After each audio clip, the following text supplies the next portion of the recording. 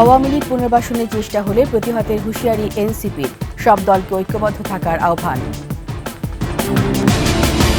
বের হয়ে আসছে হাসিনা ও তার পরিবারের দুর্নীতির তথ্য, ১৫৫ ব্যাংক হিসাবে ১,০০০ কোটি টাকা।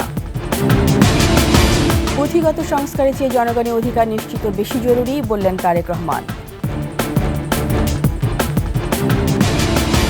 রাজধানীতে ত্রাস সৃষ্টি করছে অপরাধীরা, বাড়িঘর ছেড়ে পালিয়ে বেড়াচ্ছেন ভুক্তভোগীরা।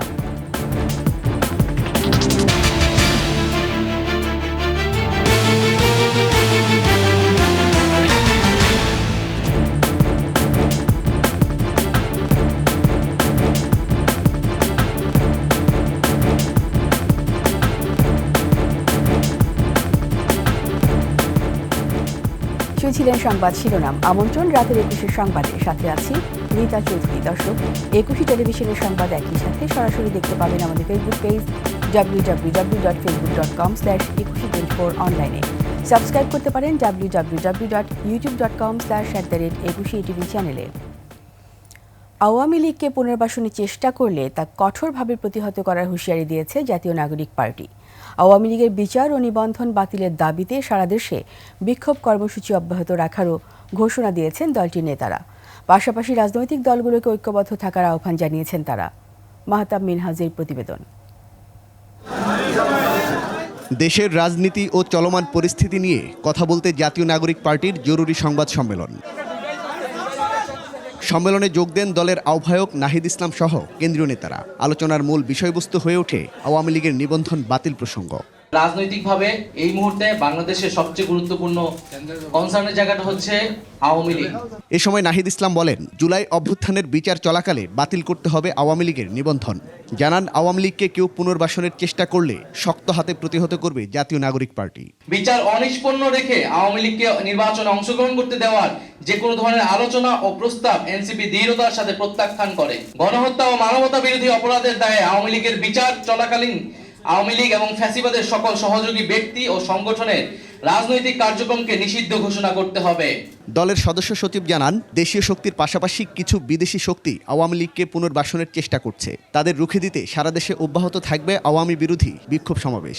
আওয়ামী লীগের বিচার এবং নিবন্ধন বাতিলের দাবিতে সারা দেশে এনসিপির নেতৃত্বে ছাত্র জনতাকে সাথে নিয়ে বিক্ষোভ কর্মসূচি অব্যাহত থাকবে।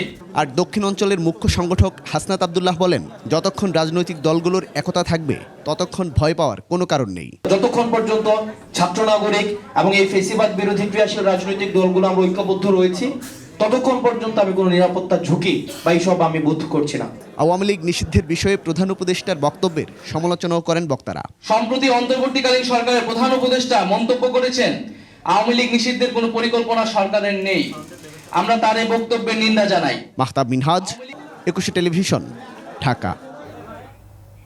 আওয়ামী লীগকে নিষিদ্ধের দাবি জানিয়েছে বিভিন্ন ছাত্র সংগঠন। দলটিকে পুনর্বাসনের চেষ্টার পরিণতি ভয়াবহ হবে বলে হুঁশিয়ারি দিয়েছে তারা।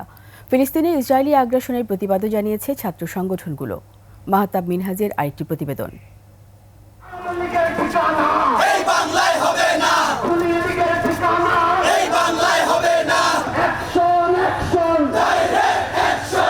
আওয়ামী লীগ নিষিদ্ধের দাবি ও গাজায় ইসরায়েলি আগ্রাসনের প্রতিবাদে জুম্মার নামাজের পর ঢাকা বিশ্ববিদ্যালয়ের কেন্দ্রীয় মসজিদ থেকে মিছিল বের করে বিভিন্ন ছাত্র সংগঠন। পরে রাজু ভাস্কর্যের পাদদেশে সমাবেশ করে তারা। বক্তারা অভিযোগ করেন, আওয়ামী লীগ পুনর্বাসনের চেষ্টা হচ্ছে। আওয়ামী লীগকে নিয়ে যদি ইলেকশন করতে হয়, বাংলাদেশে রক্তের যমুনা বয়ে যাবে। আমরা দেখেছি জার্মানিতে হিটলারের দল নাজি পার্টি নিষিদ্ধ হয়েছে, আমরা দেখেছি মুসোলিনির পার্টি নিষিদ্ধ হয়েছে যেমন ইতালিতে। আমরা অনুরূপভাবেও চাই যে বাংলাদেশেও আওয়ামী লীগ নামের ফ্যাসিস্ট যাতে পুনরায় রাজনীতি না করতে পারে এবং তাদেরকে নিষিদ্ধ করা হয়। দাবি জানানো হয়, আওয়ামী লীগের পাশাপাশি উগ্র হিন্দুত্ববাদ নিষিদ্ধ করতে হবে। যতক্ষণ না বাংলাদেশের জুলাইকে ধারণ করে আওয়ামী লীগকে নিষিদ্ধ করা না হচ্ছে, যতক্ষণ না উগ্র হিন্দুত্ববাদের বীজ এই উপমহাদেশ থেকে বিতাড়িত না হবে, ততদিন পর্যন্ত আমরা আজাদির জন্য আন্দোলন করে যাব। এ সময় আওয়ামী লীগ নিষিদ্ধের বিষয়ে প্রধান উপদেষ্টার মন্তব্যের সমালোচনা করেন তারা। অন্তর্বর্তীকালীন সরকার যখন দায়িত্ব গ্রহণ করেছে তারপর থেকে দেখেছি ইউনূস সাহেব তার দূরদৃষ্টি নিয়ে অসংখ্য রাজনৈতিক সিদ্ধান্ত নিয়েছেন। কিন্তু যেই রক্তের উপর দিয়ে এই অন্তর্বর্তীকালীন সরকার গঠিত হয়েছে, সেই সরকার কখনোই এই ফ্যাসিবাদী গণহত্যার দূষর আওয়ামী লীগকে পুনর্বাসিত করতে পারে না। অবিলম্বে প্রধান উপদেষ্টার বক্তব্য প্রত্যাহারের দাবিও জানানো হয় সমাবেশ থেকে। আমরা রাজপথে ছিলাম, আজকে থাকবো। মাহতাব মিনহাজ, একুশে টেলিভিশন, ঢাকা। আওয়ামী লীগের পুনর্বাসন জনগণ মেনে নেবে না বলে মন্তব্য করেছেন বাংলাদেশ জামায়াত আমির ডক্টর শফিকুর রহমান। নিজের ভেরিফাইড ফেসবুকে দেয়া এক পোস্টে এ কথা বলেন তিনি। একই সঙ্গে বর্তমান পরিস্থিতিতে সর্বস্তরে জনগণকে সংযত, সতর্ক ও ঐক্যবদ্ধ থেকে দলমতের ঊর্ধ্বে উঠে দেশের বৃহত্তর স্বার্থে দায়িত্বশীল ভূমিকা পালন করার আহ্বান জানান জামায়াত আমির। এখন পতিত ফ্যাসিবাদীরা দেশের ভেতরে বাইরে নানান ষড়যন্ত্রে লিপ্ত বলেও মন্তব্য করেন তিনি। তিনি বলেন, বাংলাদেশে নির্যাতিত 18 কোটি মানুষের দাবি গণহত্যার বিচার। একটি সুষ্ঠু নির্বাচনের লক্ষ্যে মৌলিক সংস্কার সাধন করে প্রস্তুতি গ্রহণ করা দরকার বলেও মন্তব্য করেন জামায়াত আমির।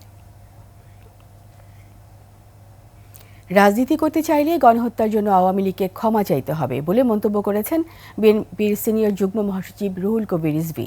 তিনি বলেন, গণহত্যার সঙ্গে জড়িত এবং লুটতরাজদের বিচার নিশ্চিত করতে হবে। দক্ষিণখানে অসহায় ও দুস্থদের মাঝে ঈদ সামগ্রী বিতরণ অনুষ্ঠানে এ মন্তব্য করেন তিনি।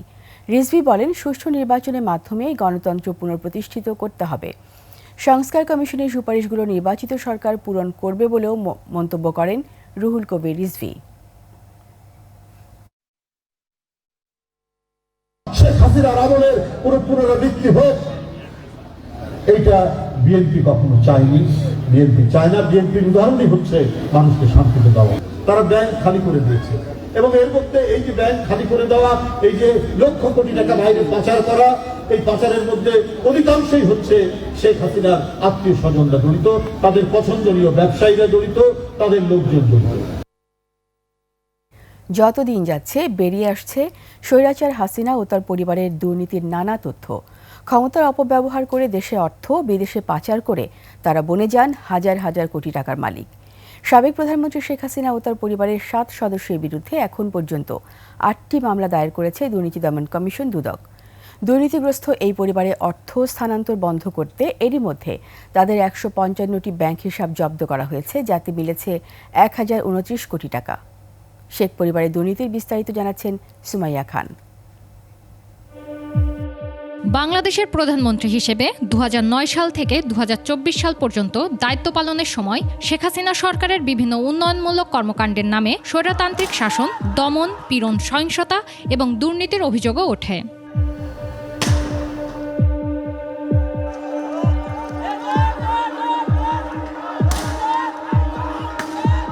তার শাসন আমলে 28 ধরনের দুর্নীতির পদ্ধতি চিহ্নিত করা হয়। এর মধ্যে ব্যাংক ঋণ জালিয়াতি, অবাস্তব প্রকল্প বাস্তবায়ন এবং ঠিকাদার নিয়োগে অনিয়ম উল্লেখযোগ্য। প্রকল্পের জমি বিক্রি, বাজার নিয়ন্ত্রণের সিন্ডিকেট এবং সরকারি তহবিলের অপব্যবহারের দুর্নীতির অংশ ছিল।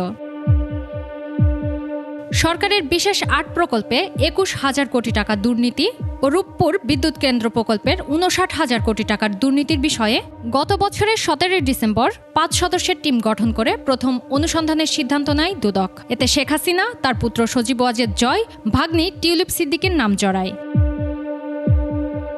এছাড়াও গত বছর 27 ডিসেম্বর হাসিনা পরিবারের প্লট দুর্নীতির বিষয় আমলে নিয়ে অনুসন্ধান শুরু করে দুদক। এতে ক্ষমতার অপব্যবহার করে পূর্বাচল নতুন শহরে 60 কাঠা প্লট বরাদ্দ নেওয়ার প্রমাণ পায় দুদক। এছাড়াও শেখ হাসিনার ভাতিজি ও সাবেক ব্রিটিশ মন্ত্রী টিউলিপ সিদ্দিকীর বিরুদ্ধে ভুয়া নোটারি ব্যবহার করে প্লট বরাদ্দ নেওয়ারও প্রমাণ মেলে।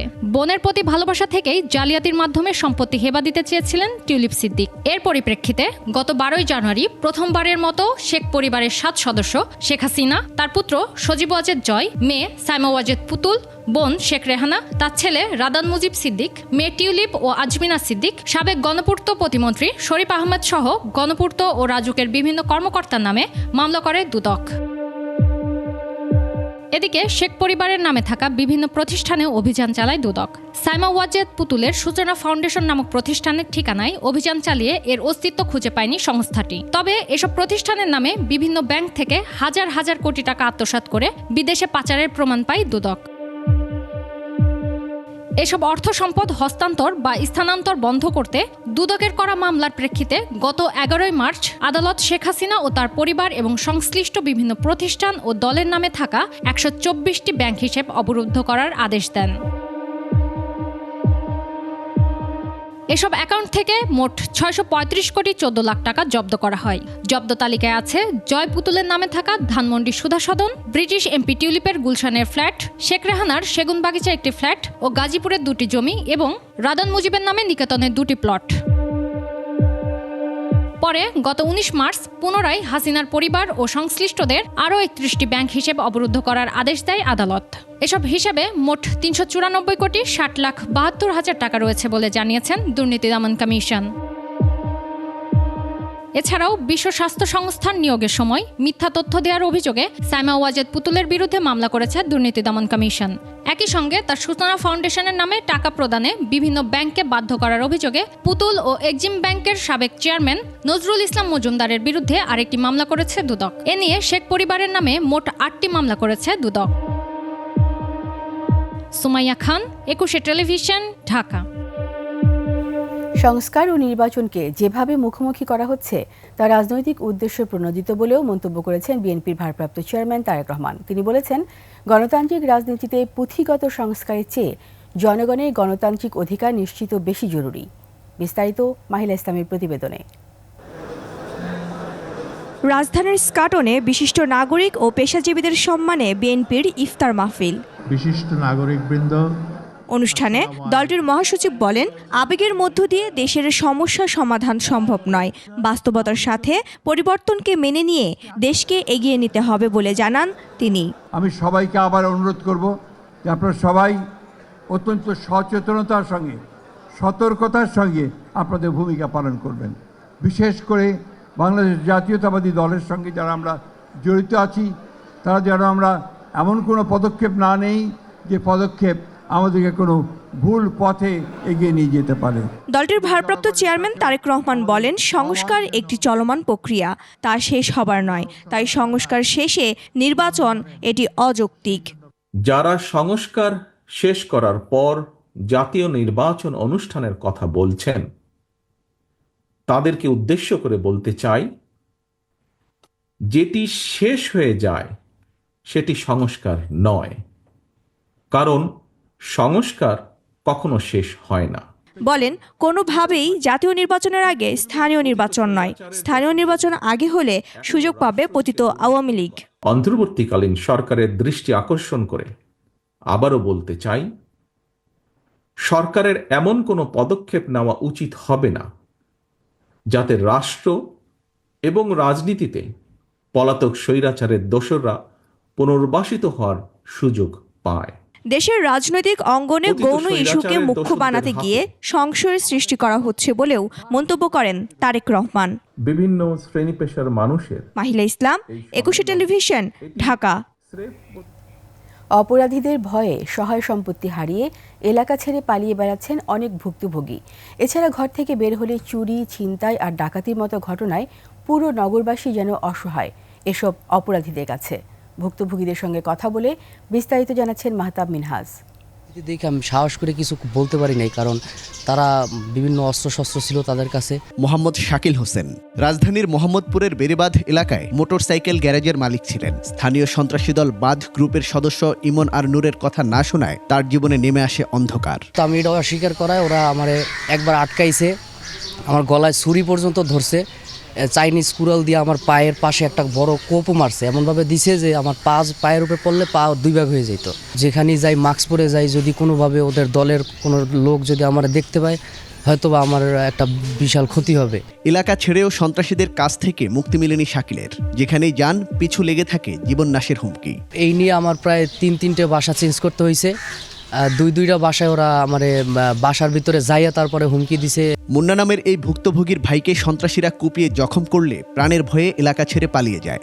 তাকে খুঁজে না পেয়ে এবার হামলা চালানো হয় মুন্নার উপর। তোর ভাই কই আর তোর আব্বা কই? তোর আব্বা নাইট গেটে ডিউটি করে, তোর আব্বা আমাদেরকে ধরছে, আমরা এটার প্রতিশোধ নিতে চাই এবং তুই ঢাকা শহর ছেড়ে চলে যা, আর তোর বাইরেও ঢাকা শহর ছেড়ে চলে যেতে বল। 2 ভুক্তভোগীর মতোই অপরাধীদের কাছে অসহায় অনেকেই। অভিজাত পাড়া থেকে বস্তি এলাকা সবখানেই প্রতিনিয়ত ঘটছে চুরি, ছিনতাই আর ডাকাতির ঘটনা। দোকানে মোবাইল রিচার্জ করতেছিলাম, এই ফাঁকে সে আমার ব্যাগ এবং বাজার সাথে সবকিছু নিয়ে সে পালিয়ে যায়। মগবাজার এলাকা থেকে এই সংবাদকর্মীর মোবাইল ছিনিয়ে নিলে কিভাবে উদ্ধার করেন জানান সেই ঘটনা। ছিনতাইকারী বলে এমন করে চিৎকার দিয়ে পিছন পিছন গেছি। পরে হচ্ছে সাথে আমার মানে একটা মেয়ে এরকম দৌড়াচ্ছে দেখে সাথে আরও 5-7 জন পিছন নিয়ে একদম মৌচাকের প্রায় কাছাকাছি, মানে অন্ধকার রাস্তাটা। তো ওই মুহূর্তে একজন লাঠি দিচ্ছে, তো উনি পড়ে যাওয়ার পর মোবাইলটা ছুঁড়ে ফেলছে। এসব ভুক্তভোগীর দাবি, পুলিশে অভিযোগ করলে অপরাধীরা তাদের আরও বেশি হুমকি দেয়। তখন সময় মতো পান না পুলিশের সহায়তা। তবে পুলিশের এই কর্মকর্তা জানান, সুনির্দিষ্ট অভিযোগ পেলেই নেওয়া হয় ব্যবস্থা। যারা প্রভাবশালী এরকম কেউ, তারা যদি বাদীকে অনর্থক বিভিন্নভাবে হুমকি দামকি দিয়ে থাকে, সেক্ষেত্রে আমরা অবশ্যই সেগুলো বিবেচনা করি। আমাদের কাছে সুনির্দিষ্ট কোনো অভিযোগ নাই। কেউ যদি আমাদের কাছে সুনির্দিষ্ট অভিযোগ প্রদান করে, তাহলে আমরা অবশ্যই তার ভিত্তিতে আইনি ব্যবস্থা গ্রহণ করব। ডিএমপির তথ্য বলছে, গত 3 মাসে ডিএমপিতে ডাকাতির মামলা দায়ের হয়েছে 23টি, চুরির মামলা 406টি, আর ছিনতাইয়ের মামলা হয়েছে 139টি। এসব ঘটনায় 2777 জনকে গ্রেপ্তার করে ডিএমপি। এমন দুর্বিষহ অবস্থা থেকে দ্রুত মুক্তি চান নগরবাসী। মাহতাব মিনহাজ, একুশে টেলিভিশন, ঢাকা। নিচ্ছি সংবাদ বিরতি। যখন ফিরব তখন অন্যান্য খবরের সঙ্গে যা থাকবে। রাজধানী অভিজাত শপিং মলে ক্রেতাদের ভিড়, বেড়েছে পাকিস্তানি পোশাকের চাহিদা। আবার আমন্ত্রণ রাতের 21 সংবাদে। দেশে আর কোনো ফ্যাসিস্টে আস্তানা হবে না। এছাড়া ভোট ডাকাতির রাজত্ব কায়েম ও দিনের ভোট রাতে করতে দেওয়া হবে না বলে হুঁশিয়ারি দিয়েছেন অ্যাটর্নি জেনারেল মোহাম্মদ আসাদুজ্জামান। ঝিনাইদহের শৈলকুপায় নাগরিক সমাজ আয়োজিত ইফতার মাহফিলে প্রধান অতিথির বক্তব্যে তিনি এই হুঁশিয়ারি দেন। অ্যাটর্নি জেনারেল বলেন, বাংলাদেশের প্রথমবারের মতো কোনো প্রধানমন্ত্রী তার নেতাকর্মীদের বিপদের মুখে রেখে নিজের পরিবারের সদস্যদের নিয়ে পালিয়েছে। আওয়ামী লীগের অনেক নেতাকর্মী দুস্থ অবস্থায় থাকলেও শেখ পরিবারে অনেকেই হাজার কোটি টাকার মালিক হয়েছে বলে মন্তব্য করেন তিনি। আমরা এই বাংলাদেশকে ফ্যাসিস্টদের আস্তানা করতে দেব না, এটা আমাদের অঙ্গীকার। আমরা এই বাংলাদেশকে আর কোনো ভোট ডাকাতির রাজত্ব কায়েম করতে দেব না, এটা আমার অঙ্গীকার। আওয়ামী লীগের রাজনীতির কবর 5 আগস্ট রচনা হয়েছে। যেটা মৃত সেটা নিষিদ্ধ করার কিছু নেই। নিষিদ্ধ হয়েই দলটি কবরে গেছে বলে মন্তব্য করেছেন বিএনপির আন্তর্জাতিক বিষয়ক কমিটির সদস্য ইশরাক হোসেন। বিকেলে ভোলা সদর উপজেলা বিএনপির আয়োজনে বেগম খালেদা জিয়ার রোগমুক্তি ও দেশের কল্যাণে দোয়া ও ইফতার অনুষ্ঠানে তিনি এসব কথা বলেন। তিনি আরও বলেন, খুনি হাসিনা ও তার দলের বিচার না হওয়া পর্যন্ত রাজনীতি করার অধিকার থাকতে পারে না। আওয়ামী লীগকে যদি কেউ পুনর্বাসনের চেষ্টা করে, তাহলে সর্বশক্তি দিয়ে রুখে দেয়া হবে।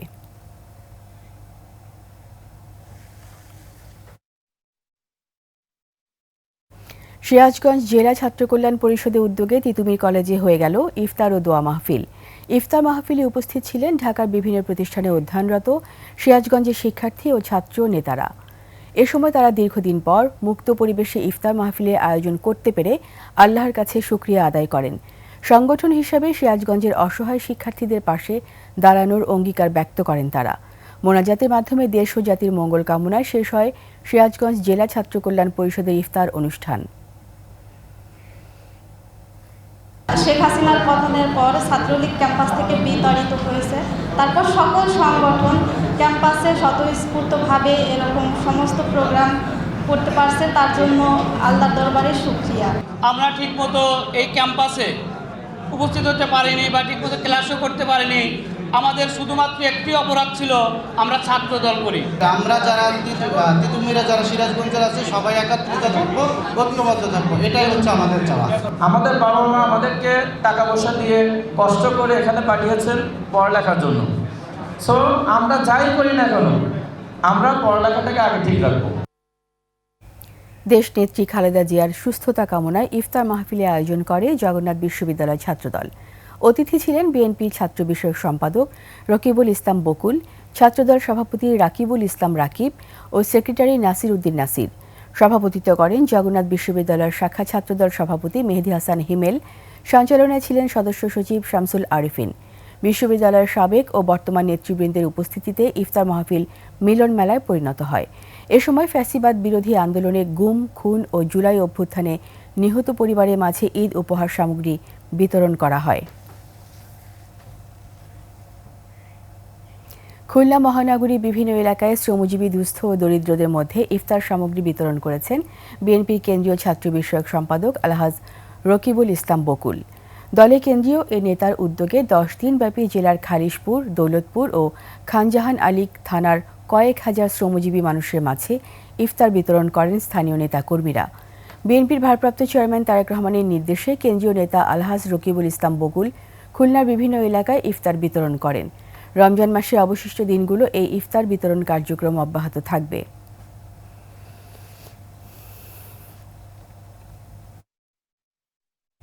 আওয়ামী লীগকে নিষিদ্ধ করার বিপক্ষে জাতীয় পার্টি, বলেছেন দলের চেয়ারম্যান জিএম কাদের।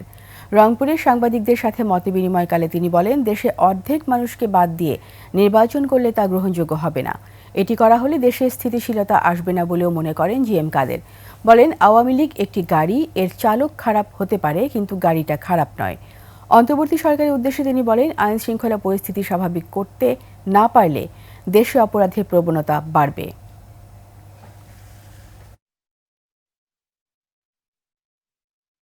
রাজধানী অভিজাত শপিং মলে বাড়ছে ক্রেতা। দেশি বিদেশি বিভিন্ন ব্র্যান্ড আর নিত্য নতুন আকর্ষণীয় ডিজাইনের পোশাক নিয়ে সাজানো হয়েছে শোরুমগুলো। পাকিস্তানি পোশাকের চাহিদা অতীতে যে কোনো সময় তুলনায় বেশি বলে জানায় ক্রেতা বিক্রেতারা। মানিক শিকদারের রিপোর্ট। রাজধানী সীমান্ত স্কয়ার ও সীমান্ত সম্ভার শপিং মল। ধানমন্ডি সহ রাজধানীর বিভিন্ন অভিজাত এলাকা থেকে ক্রেতারা ছুটে আসেন এখানে। পরিবারের সদস্যদের নিয়ে ঘুরে ফিরে দেখছেন পছন্দের পোশাক। শিশু, নারী, পুরুষের জন্য জামা, শাড়ি, শার্ট ও বাহারি পাঞ্জাবির পসরায় মুগ্ধ ক্রেতারা। এখানে আমার এই জামাটাই সব থেকে বেশি পছন্দ হয়েছে। ঈদ উপলক্ষে ফ্যামিলি নিয়েই আসা, সো ফ্যামিলি নিয়েই আসছি। নেটে খুব এই মার্কেট চর্চা চলতেছে, সেই জন্য এই মার্কেটে আসা। সীমান্ত সম্ভারের লেভেল 3-তে আমদানিকৃত পোশাক ও গহনা নিয়ে সাজানো হয়েছে ক্লোথিং স্টুডিও। নতুন এই ব্র্যান্ড ডিজাইনেও নিয়ে এসেছে আভিজাত্যের ছোঁয়া। পোশাকের পাশাপাশি বিভিন্ন ধরনের ব্যাগ ও প্রসাধনী সামগ্রীও পাওয়া যাচ্ছে। আমাদের 2 মাস হয়েছে আমাদের দোকানটা। 2 মাসের ভিতরে আলহামদুলিল্লাহ আমাদের অনেক ভালোই, রিজনেবলও আছে, এক্সপেন্সিভও আছে, সব কিছু মিলিয়েছিল। শপ নাম্বার গিয়ে 3037, ক্লোথিং স্টুডিও বাই মেহেরুন। পুরুষদের জন্য রয়েছে বিভিন্ন ধরনের শার্ট ও পাঞ্জাবি, তবে দামটি একটু বেশি বলে মনে করছেন ক্রেতারা। পাঞ্জাবিটা স্ন্যাপ বাটন যে পাঞ্জাবিগুলো আছে এগুলো বেশি পছন্দ করতেছে। এবার কাপড়ের দাম তুলনামূলকভাবে একটু বেশি। অন্যান্যবার ভারতীয় পোশাকের বিক্রি বেশি হলেও এবার ঈদে নারীদের পোশাকের শীর্ষে পাকিস্তানি বিভিন্ন ব্র্যান্ড। তবে এসব পোশাকেরও দাম বেড়েছে বলে অভিযোগ ক্রেতাদের।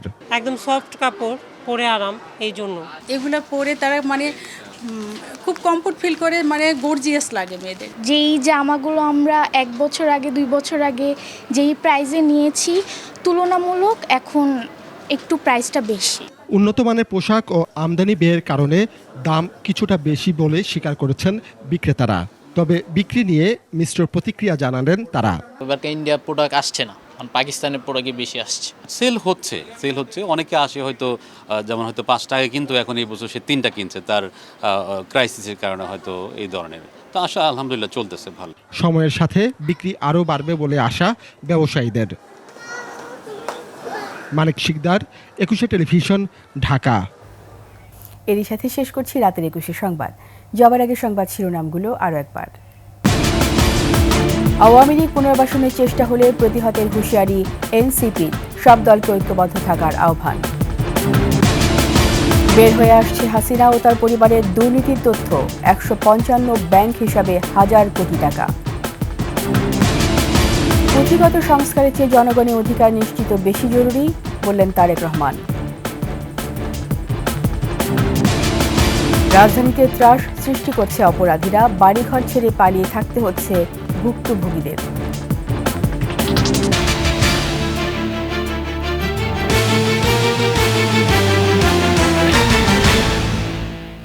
সবশেষ সংবাদ জানতে ডায়াল করুন 2024 নম্বরে, আর ভিজিট করুন 21-tv.com ওয়েবসাইটে। ফেসবুকে ভিজিট করতে পারেন www.facebook.com/2124 অনলাইনে। সাবস্ক্রাইব করতে পারেন www.youtube.com/@21tv চ্যানেলে। এতক্ষণ সঙ্গে থাকার জন্য সবাইকে ধন্যবাদ। পরবর্তী সংবাদ রাত 1টায় দেখার আমন্ত্রণ রইল। 21-এর সাথেই থাকুন।